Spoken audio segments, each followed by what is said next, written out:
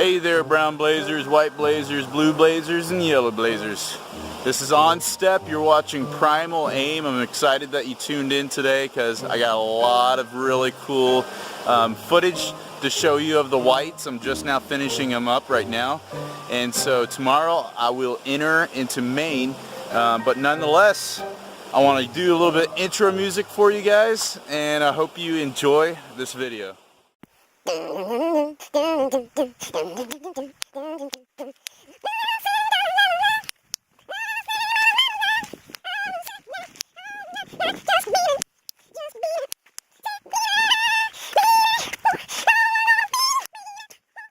long did it take for your feet to get wet? My feet are still dry. Do you know what mountain this is? No. Incredible view up here. I'm trying to take advantage of the good weather, and so I'm hiking a little further than I planned today. Some fellow hikers down there making their way up. Hi! Part A of the wet wipes, not wet wipes, but the wet whites, the mountain range that I'm in, I think is really worn out.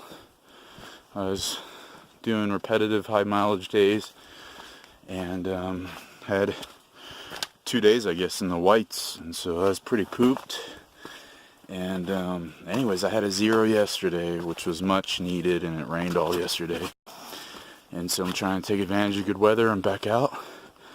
But I'm happy to be back, and I think I have changed my attitude towards the whites because I was kind of fearful and nervous just because of the challenge of it. And I'm recharged, my batteries, if you will, and I'm just viewing it as a kind of like a game and kicking things in low gear and having fun with it. So let's check out Lincoln Mountain. I got another really good view. I think that little tip there, the summit, is going to be Mount Lincoln, so I want to get up and over that and down as quick as possible just because weather's sketchy. What a rare treat, huh? Ground's kind of clear. Gonna be making my way right on top of old Lincoln. Freaking cool. This is the coolest ridge I've ever been on. You have that view out east, just superb. And then out west, towards Lincoln, you got all that beauty. Alright, I'm on top of Mount Lincoln. It's close to 4,500 something feet. And we have Mount Lafayette over there. It's going to be a little bit higher than this one, getting a little close to 5,000 feet. Just incredibly grateful for the good weather I'm having right now. It's not raining on me, not snowing. It doesn't get better than this, it really doesn't. I'm going to do a snack break once I get on top of Lafayette and those clouds. Hopefully I'll have a view over there. But pretty amazing stuff. Alright, Mount Lafayette, I'm coming for you. This is so much fun. I'm knocking out these 3 mountains within probably like an hour from one another. And the terrain here is pretty easy. So it's super cool. I'm getting into some dark clouds right now. So hopefully when I get on top, I don't think we'll have a view, but hey, at the beautiful summit of Lafayette. Let's see how many feet it is. I've been hauling butt up. There's about 1,000 feet. Nope. Just another tremendous view. Looking out west, the sun's going to be going down here soon. So I'm going to try booking it. Here's more of the northbound area. I'm guessing Mount Washington is out there somewhere. But talk about just a cool view. Picked me out a really nice stealth spot for the night. No wind, really quiet. I can hear the ripple of the water. I'll show you what I did so I could have water tonight. I made a funnel. This is the trail right here, but funneled all the water down to this point, and that's where I was able to fill up my water source for tonight. And then this is northbound, and we're gonna go check out a view looking out east, and I think I'll have dinner that way. Well, good morning and welcome to Garfield Waterfall. I mean the Appalachian Trail. I have a very steep grade to descend, and you guys can see all the water coming down, so it's extra slick, and I'm really high up, so wish me luck. It's 48 degrees right here. It's kind of chilly when I'm just chilling. Been doing about like a 2,000 foot climb. I'm around 5,000 feet in elevation. Been going non-stop, and I just took a good little fall. However, my backpack took the punishment, not my body. So good inclines, and it's all foggy. Not much to see up here, unfortunately. It's not foggy. That's just a cloud that we're in. But peace. Here's another killer view.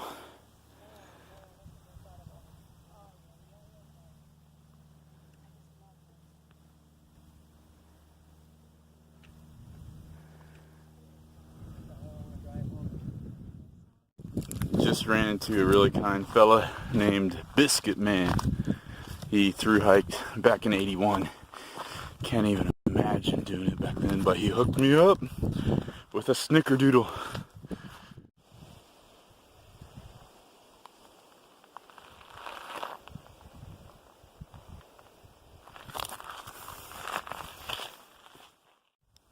Check out that guy, he got himself a mushroom. Gonna have him a snack, huh, buddy? Alright, baby. On step did 20 in the whites today. I came across some easy terrain, and then I also had a big climb and a couple other climbs. But anyways, I got this sweet stealth camp spot I want to show you guys. You guys know the old hammock system. It's not going to be raining tonight, so I'm not going to worry about putting up the tarp, as well as I got some good coverage up there. But apart from that, the noise that you guys hear is what I just took a cold bath in. But I got me some beautiful rapids down here. Well, good morning. Today is August 6th. I woke up thirsty for miles with a bloodlust. No, not a bloodlust, but a lust in my belly for elevation. Today, we conquer the most highest of the New England mountains. Today, we conquer Mount Washington. We're getting higher. I was just way down there where that road is, like an hour and a half ago. Gorgeous. It appears that my sacrifice last night has pleased the trail gods. I did the normal 2 baby birds, but I did one in addition.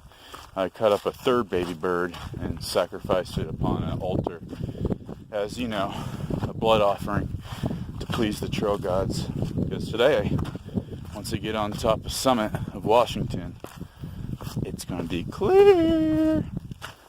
I'm just kidding. I didn't sacrifice any animals. But, so I was thinking about that comment with the trail gods and all. Like, that's kind of like how the world was even just 3,000 years ago. You know, you see the Greeks, you see the Romans, way more advanced and civilized than some of these like old school crazy pagan before Judaism beliefs that were out there. People would believe that you could please the gods by offering sacrifices. Why would they do such sacrifices? For instance, the people back then lived and died pretty easily. There wasn't any processed food, so they would have grains, they would have crops. And if those didn't produce fruit or veggies, people would die. And so early in, I think, human history, we were ingrained to worship something. And so I think it's really cool that in the times of, well, I'll tell you what I think is really cool, but in the time of Abraham, like 4,000 or 5,000 years ago, that's exactly what people would do. They would offer sacrifices to the various gods that they believed in, and hopefully in return they would have their favor. And so along comes this dude named Abraham. One, his family is dying out because he and his wife were barren, they couldn't have children. And then they finally have a child, and then this Old Testament God comes along. He asks Abraham to go ahead and offer up his son as a sacrifice. What the crap?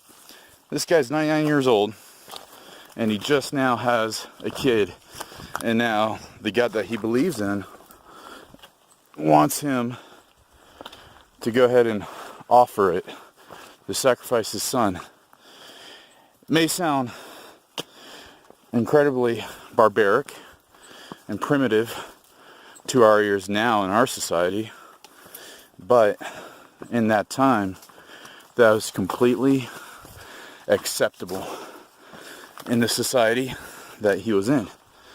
And so anyways, gets everything going, gets ready to go ahead and offer up his son, his only son, as a sacrifice. And God provided a way, gave him a ram to sacrifice instead.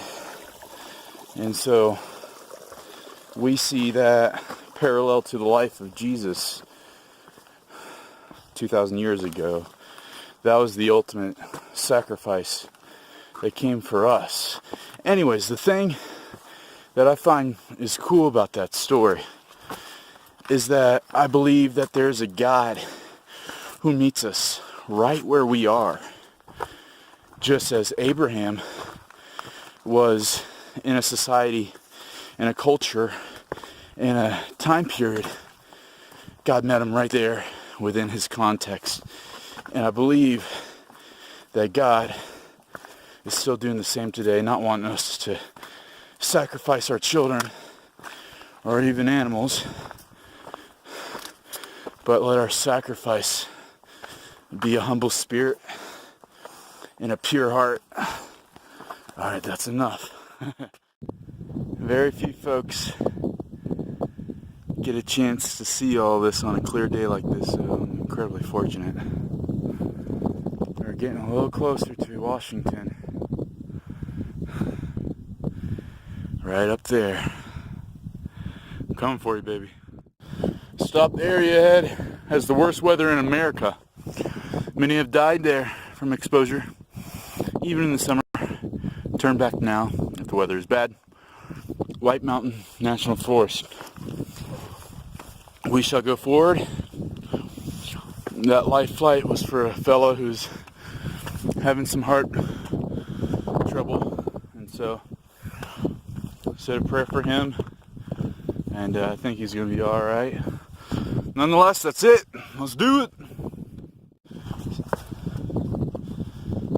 Something gives speed to these feet and strength to these legs. Ah!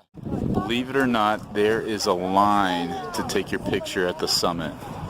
That is crazy.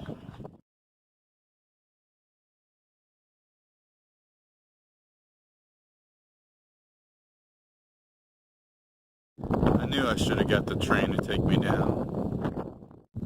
You guys remember Pennsylvania? Yeah. Well, I'm back. Tell you what, this train is rocky. Sometimes you're prepared, sometimes you're not. Check out the freaking farmer's tan. I'm really burnt. I think behind me is probably really bad too. A lot of times I'll have my hat on backwards. Yeah, I'm burnt. To shield my neck from the sun. Also, yeah, check that out. The legs. Just summited this bad boy. There's Mount Washington way over there where I came from yesterday. I'm high up and it's windy, so I want to go down now.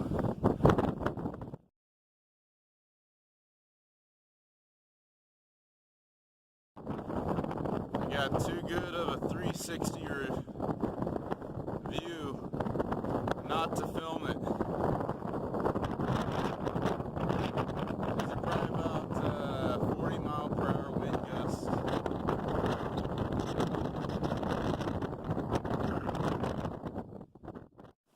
Alright, so I'm finally doing the descension from the high elevations here in the Whites, going down to a town called Gorham. I believe that is the last town before I hit Maine. So I'm excited about that. However, I'm pretty tired. I've been carrying my Thermarest sleeping pad, so when I'm in those situations I can use it. Last night I was staying at the hut.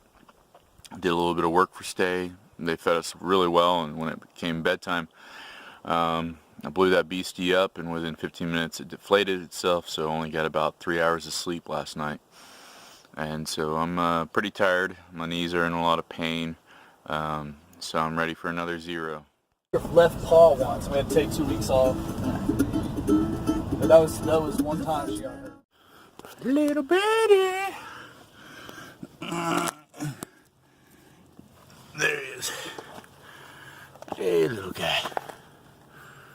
You're okay. Just finished this rock scramble. Way down there. And then about 2.5 miles is the visitor center. Way off over there. And so I've been working on this mountain for almost 2 hours now. Woo! So I have 3 motivations today. The first is that it's going to be raining around 5 p.m. So that's making me want to hustle. And then the second would be that I'm going to have a pizza and a beer waiting for me, and a shower at the hostel. And the third is that I'm going to be done with the Whites. Wee doggies! This is a view right here. I'm going to be humping it over that mountain, and there's one more mound right behind there, and it's a gradual descend. I got 14 miles left to the Whites. Final summit of the White Mountains. Oh, I hope I never forget this. This video is going to help me remember. Show you my sweaty self. I'm putting out today, man. I tell you what, it's I'm cranking out those miles. I'm just running a lot when it's clear, and then you got these steep grades of just flat stone like that you can just run up, and so I'm having fun. I think I got some fairly decent strong legs right now. But yeah, I salute you, Whites. I'm going to be getting into Maine tomorrow or the following day, depending on if I take a zero or not. And that's my final destination, making it to Katahdin. So I'm pretty amped about that.